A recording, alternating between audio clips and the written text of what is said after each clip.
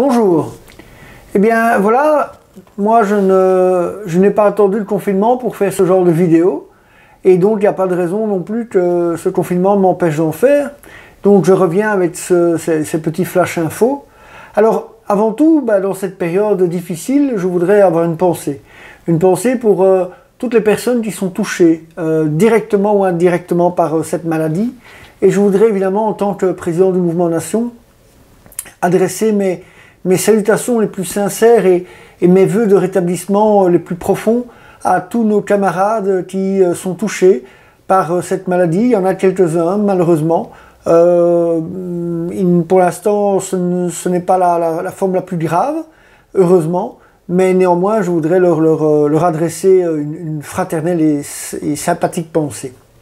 Alors, moi, comme je disais, ces vidéos, je les faisais avant le confinement, donc je n'ai pas besoin de faire semblant ni de faire du théâtre. Je pense à ça parce que récemment, là, on a vu Raoul Edebau, du PTB, du très marxiste PTB, même si ils font tout pour qu'on ne le sache plus, se déguiser. Il n'y a pas d'autre terme, donc le gars, pour montrer vraiment qu'il était chez lui cool et tout, il s'est mis en training.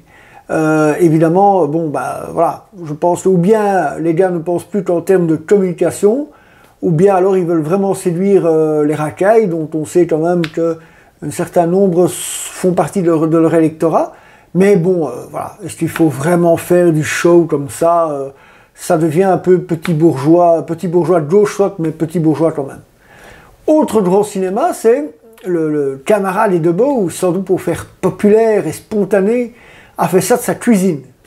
Sauf que, c'est pas lui qui a trouvé le truc. C'est-à-dire qu'il y a quelques jours, Jean-Pierre Rufin, de la France Insoumise, député de la France Insoumise, a fait également une vidéo, comme par hasard, de sa cuisine.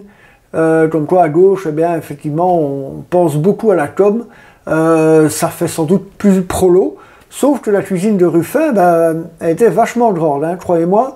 Il doit habiter quand même une grande et belle maison, enfin, c'est la gauche caviar qu'on connaît bien. Et d'ailleurs, si on regarde bien derrière Ruffin, quand on va dans son évier, on constate que l'extrême gauche, ce n'est pas que dans la rue qu'elle n'aime pas l'ordre, si vous voyez ce que je veux dire. Allez, on va parler plus sérieusement. Et même, je veux dire, même peut-être plus tragiquement, parce que la situation n'est pas agréable. Elle n'est pas agréable évidemment par rapport au confinement, par rapport à cette maladie, mais évidemment, on constate qu'en plus, notre gouvernement est particulièrement incompétent dans cette histoire-là. Il y a cette saga des masques, je crois qu'on est à la 4e commande qui ne donne rien, soit que les masques n'arrivent pas, soit que ce n'est pas les bons, enfin, etc.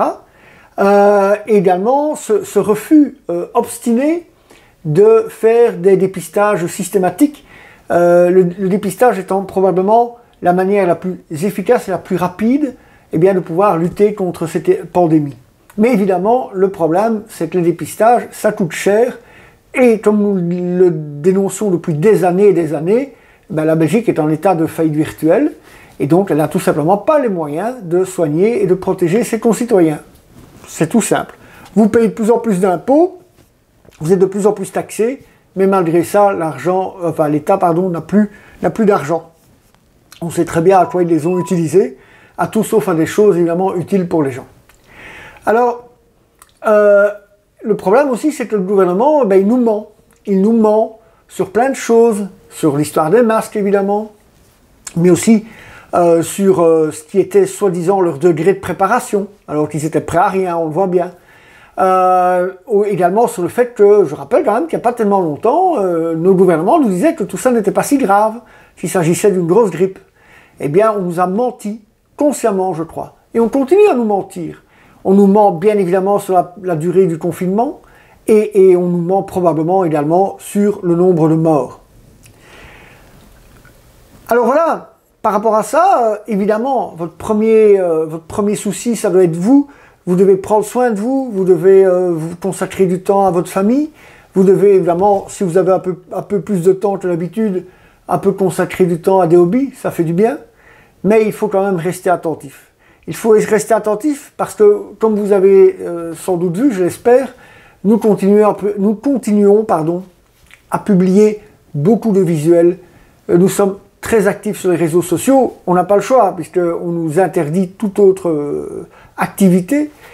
Mais néanmoins, nous sommes très présents et nous mettons à profit cette période, vous le verrez, pour encore procéder à quelques changements qui seront, je pense, très intéressants et très utiles pour le mouvement.